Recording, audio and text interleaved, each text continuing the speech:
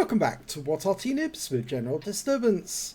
This is an EBR90. It's the Tier 9 French abomination. It's located on the westbourne of Sand River and it's under the command of BassmanFromHell, and there's no sound, so we're going to restart this with the sound. Yeah, yes, they are an abomination, but sometimes in life you have to do things that you don't like to do. And since Bassman sent me a number of replays featuring the EBR90, yeah, I have to do these replays. I don't really want to do them, but I have to, I'm afraid. So, the EBR90. We're going to be seeing a lot more of these very shortly because, of course, now they've been allowed into Frontline. Previously, there was only the EBR75 FL10 in Frontline, but now you've got these ones with a 90mm gun, capable of 240 output and penetrating 185mm with the standard rounds, and with the heat rounds they'll go up to 230mm, and they've got these wicked HE rounds as well with 320 damage, and they'll penetrate 90mm. Well, why Wargaming put these in the game I do not know, other than the fact obviously that most people surmise that they put them into the game because they wanted to ensure there was something to destroy Arty with. And so they put these in, but they didn't realise they were actually so powerful they'd be destroying every tank on the battlefield, let alone the Arty. Well, he's got off to a good start by spotting some of the enemy tanks down the far end, including a Wizzy 11114. I don't think he wants to mess with that guy, and he's gone to sprint mode to get the hell out of there before they spot him, and, well, not spot him, but before they can put their guns onto him. As you know, these things are virtually indestructible because even if a shell hits them, a clown gets out of the thing, pumps the wheel up, as Klaus indicated, and before you know it, they're off running again, which is completely... Oh! Now, did he track himself? No, he didn't. He should have tracked himself after doing something like that. If he was in a track vehicle, that would have been a tracking event, because the tracks would have come off. Instead, he gets a chance to put a round into the rear of that Wizzy, and the Wizzy is gone. In fact, he takes another round from the Type 61. 2 rounds, one from the Type 61, one from the T-54 lightweight. I guess he did need to be punished because he had the temerity to take on that heavy tank who's now out of the game.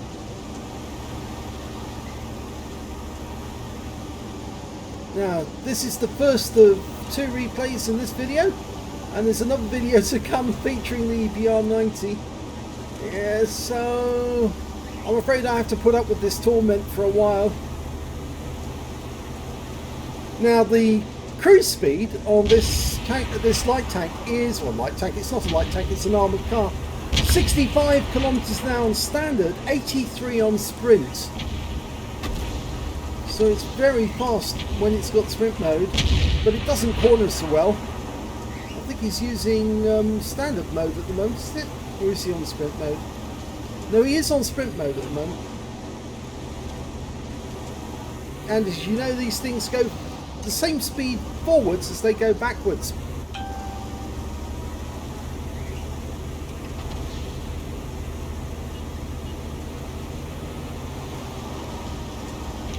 And he's spotted another enemy tank, this time a Tortoise, and he is picking up spot assist. He's got up to 1,368 already, which probably does assure him a medal if they win the game. If they don't win the game, then at least he's got some spotting assist out of it. Basically, you just drive around like a maniac, spotting the enemy, keeping them in sight, making sure you don't get hit, and then when you get the opportunity, you put a round into the enemy. You can see numerous rounds flying in his direction, but none of them seem to be connecting because these things just move too quickly for the game. In fact, most people, if they aim at these things, unless they aim ahead, they've got virtually no chance of hitting them, especially on auto aim. You've got no chance of hitting this thing on auto aim unless it's moving away from you or towards you.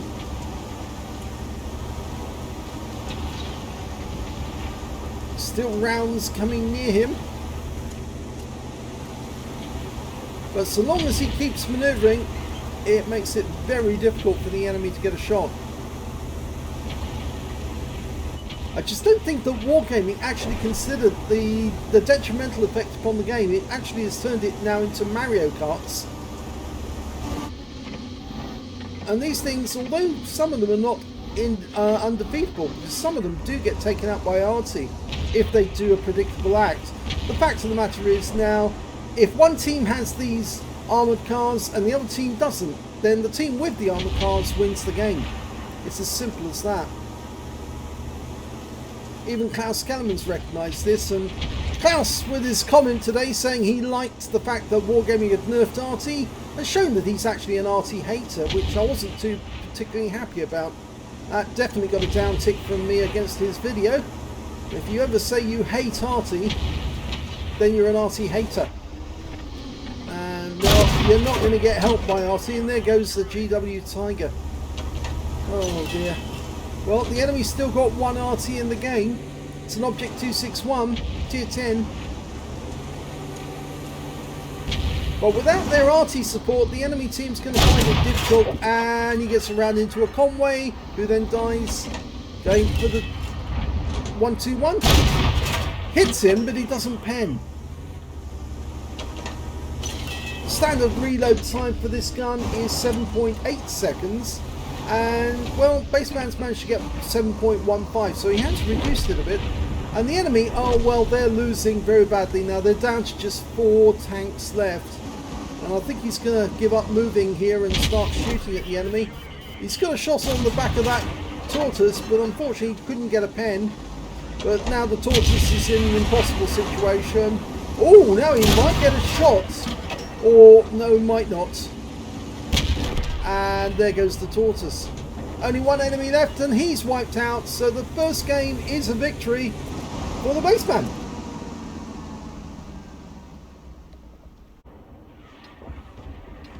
The second replay is on the south spawn of Malinovka.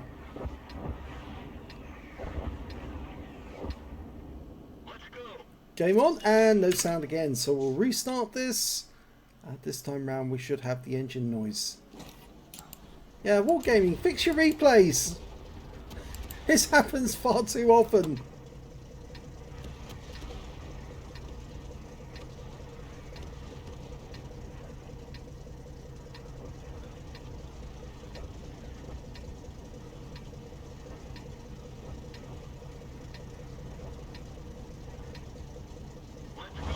Okay, now we're off. It looks like he's going to make a quick dash up to the centre line. I hope he's actually going to try and use those bushes in the centre, because they are very, very good bushes for spotting. And if you can get behind them, the enemy doesn't know that you're here. Yep, looks like he's done it. Just needs to get into the bush. So he's nicely located at the far end, because if the enemy does move into the, or close to the coast, he will spot you by proximity. He spotted a Barask, a Death... Oh, no, it's not a Death Star, it's the FE215B, the heavy tank. It's a tier 10 game. Oh, now that may have been a mistake. He's knocked those trees down. That certainly gives the enemy a clue that somebody is in those bushes, and they might try to spot who's in there.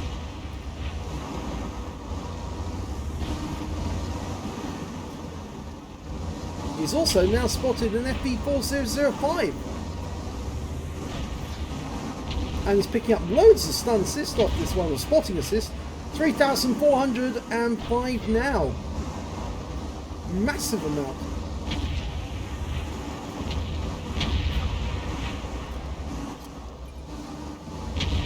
In fact, he's completed half of what he needed for the, is that light tank 15? I think it's light tank 15. Now, one of those enemy tanks, the FE215B, looks like he might be about to start an attempt to come south. He's gone down into the dip.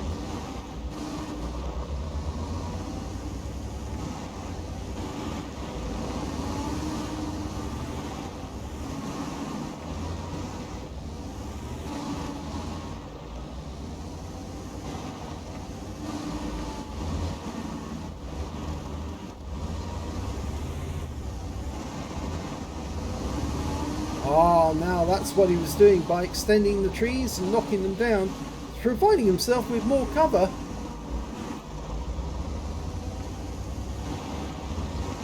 Unfortunately, the enemy EBR's going lakeside, and he might pop up and spot Bassman very quickly. So Bassman might have to move out of this spot unless he sits into the trees. Yes, he has been seen, and he did receive a big hit from the FE215B, and another one from the Skoda T50. He needs to get the flock out of here quick, otherwise he's going to be toast. He's got a wonky wheel, but that won't slow this vehicle down, and he's engaged sprint mode. And changes his mind and goes back.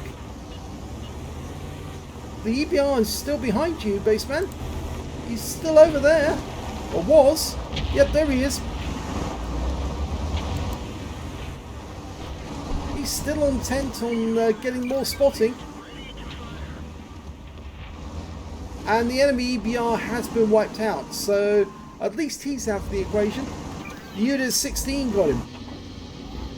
So he's back to doing spotting.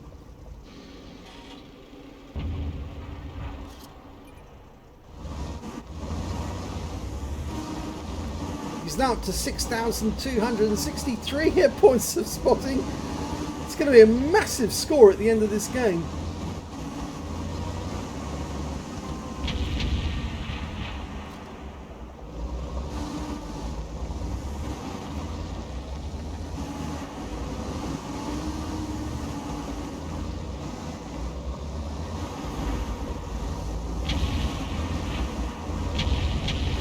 Ooh, there goes the FB215B. And, well, changed its mind. Pulled back for a second. And, ooh, that's a bit premature into the dip because that's in the part where you can't get out.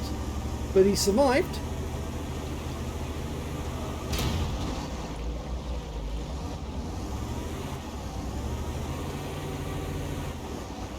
And this is very cheeky now, because he wasn't spotted there when he pulled out, but there's a couple of bushes there he could go into.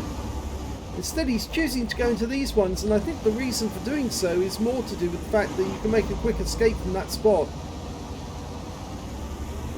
It's not so easy to make a quick escape from these ones. Look at that.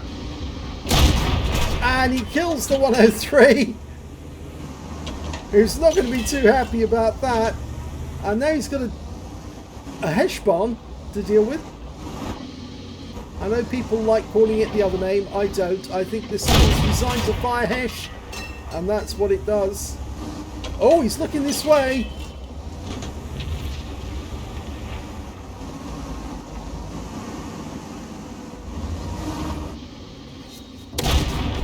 Oh, cheeky.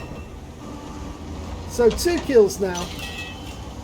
2 kills, 2 shots. Okay, he's decided to go sprint mode. There's still 7 enemy tanks out there. And he spotted another one. The Skoda T50. With the bushes lined up the way they are, he can shoot at that guy without any fear of being detected. Oh, lovely shot. Unfortunately, we lose the TVP. But it wasn't him, it was the, or was it him? It's the standard B on the enemy team who got him. So it wasn't Skoda. Can he get shot? He got killed by our T54E1 before we could get a shot off.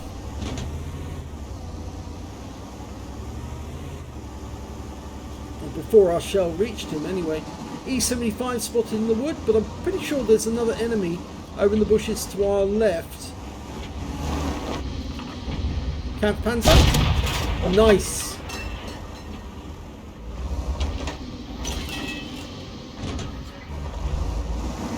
Spotting's now gone up to 9,118. The highest I've ever seen done by an EBR was as much as 12,000. In fact, actually it wasn't an EBR, it was an ELC. Oh, didn't pen.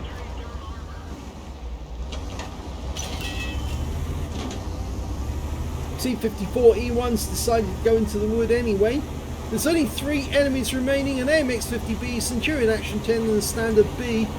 And we know two of those are further north. There's the AMX-50B.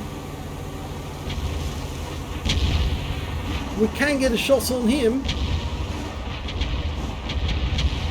But the amount of spotting we've picked up, only 9,000 so far, but 9,000 is a really good total. And yes, he's happy about that one. Really happy about that. Good game by the Bassman from Hell. Here's the end of battle results, and in the first game in the EBR on Sand River, Bassman from Hell managed to get a second class tanker in that game, as well as a spotter badge for spotting at least 1,000 hit points of damage, and his win rate for the game was 1593. Let's have a look at the team score and see where he stood. Well, he didn't get a whole lot of damage, only 925 in that game. The high scorer was the Super Conqueror, who got 2,719, followed by the AE Phase 1 with 2,558, followed by the Centurion Action 10 with 2,491. When it came to kills, it was the AMX-13105 did the best with 3 kills, 2 kills to the AMX Phase 1, the Centurion Action 10 and the Jagdtiger. I'm afraid Bassman only got the 1 kill out of that game. But when it came to base XP, he's right at the top of the table with 892, 871 to the A Phase 1, 789 to the AMX-13105. He fired 7 rounds in that game, got 7 direct hits, but only 4 penetrations. Damage of 925 hit points, of which 441 were at more than 300 meters. 2 hits received, both penetrated. This vehicle doesn't have much in the way of armor, but it does have those stellanium wheels, which basically tend to absorb shells fired at it from virtually all directions. So 2 lucky shots definitely penetrated the EBR. 5 enemy vehicles spotted, 4 enemy vehicles damaged, 1 killed, and 5,497 hit points of spotting assist in that game. So a huge amount of spotting assist. He earned 48,530 credits, and after repair, ammunition, resupply and consumables took away 19,874 credits profit. 1,338 XP times 2 for the first victory, 2,676 experience points altogether. So the first game successful, but not a lot of awards, just the spotter badge really out of it. Let's have a look at the second game. That one on Malinovka was much better. In fact, it was his first ace tanker in that one. He says, yeah, I'm afraid he's been watching skill too much, I think. Yeah, it is an ace tanker and it's his first one because it's got scrolls underneath. You only get that the first time. He also got a spotter badge in that one as well for spotting at least 1,000 hit points of damage. He spotted a great deal more than that. And in this one, he managed to pick up a patrol duty because he was the only one spotting the enemy, 6 enemy tanks whilst they were damaged. Win rate on that was 2,600, which is Unicum standard. Let's have a look at team score and see where he was.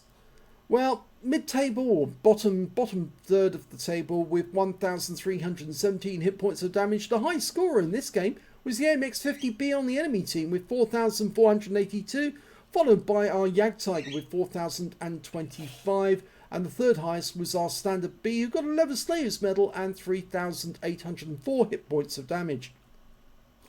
And when it came to kills, it was the Standard B who did the best with 3 kills alongside the T-54E1, also 3 kills. And 2 kills went to the IS-7 and to Bassman. And nobody on the enemy team managed to get more than 1 kill, I'm afraid. When it came to base XP, he's right at the very top with 1,289. 1,120 went to the Standard B, 1,040 went to the T-54E1. The Object 705A, 705, not the 705A, managed to get a steel wall in that game as well. He fired 9 shots in this game, only got 8 direct hits, 7 penetrations, much more penetrations than he did before. 1,317 hit points of damage, of which 721 were at more than 300 meters. Those were the shots he was firing through the bushes at the enemy tanks on the hill. 2 hits received, they both penetrations. Yeah, the moment he was spotted by that EBR-90, the enemy suddenly saw where he was and realised, yep, he's spotting, and they started to unload into him, and he was lucky to get away with only 2 hits. I've often seen battles where I've been spotted in similar situations, and I suddenly received hits from so many different directions, I was out of the game virtually immediately. 7 enemy vehicles spotted, 5 enemy vehicles damaged, 2 killed, and look at that, 10,092 hit points of spawning assists from that game, a really good score. 73,911 credits from the game, 36,956 from personal reserves, a total of 110,867 after repair, ammunition, resupply and consumables.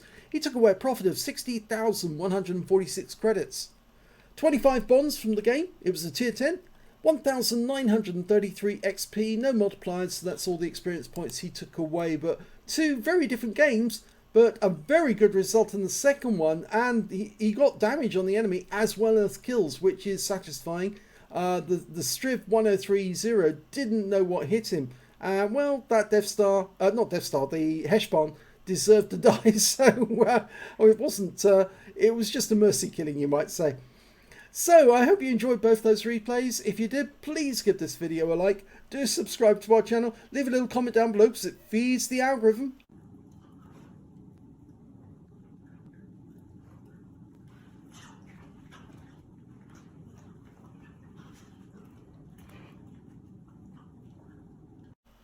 And thank you for watching.